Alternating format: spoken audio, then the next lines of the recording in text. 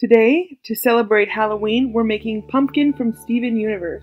The living pumpkin created by the spit of Steven and brought to life to make Lapis and Peridot happy.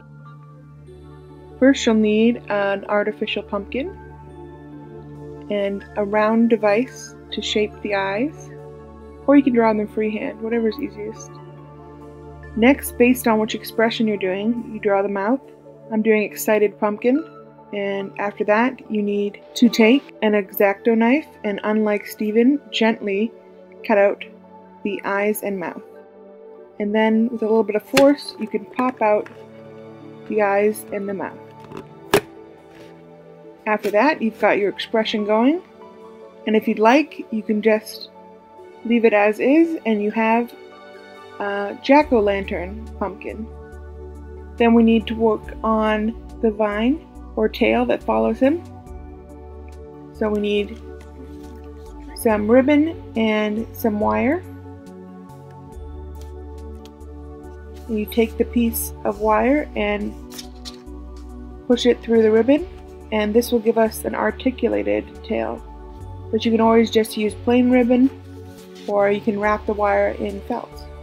Next, you can either puncture a little hole in the back of your pumpkin for the wire to enter, or if you're just using a ribbon, you can hot glue it to the back. Next, you need to take your scissors and cut out the little leaf for his tail. Once you have the little leaf, make a copy of it so you have two. Place your ribbon in the middle with some hot glue, and then sandwich the two together. You can continue on to the next step by adding legs, or you can stop and have a cute little pumpkin. For legs, the first thing you need is tin foil. You can make a mound to be the tongue. Cover it on the outside with a thin layer of polymer clay. It doesn't have to be too smooth. Then for the legs, make little tiny sausages and then cover them on the outside.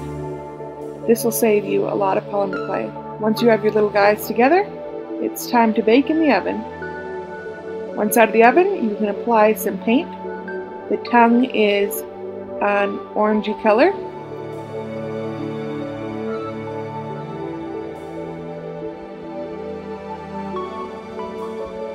And the feet are little orange nubs, so paint away.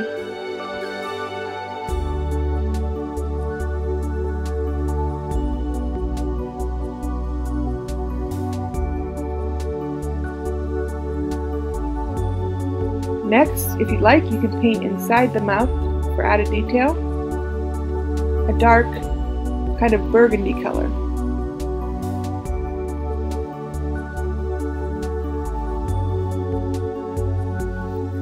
Next, you can take the tongue and add a big dollop of glue to the back and secure it to the pumpkin. Next, we need to add the legs. You can secure them with hot glue, or if you want them to be more secure, you can try a glue like super glue. So now we've gone from basic pumpkin to basic jack-o'-lantern to the full pumpkin. Now it's time for some adventure shots.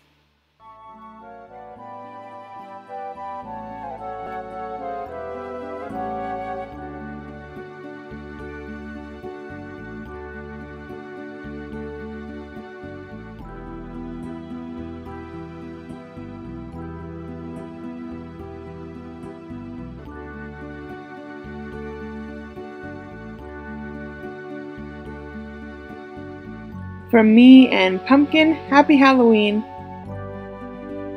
Stay playful.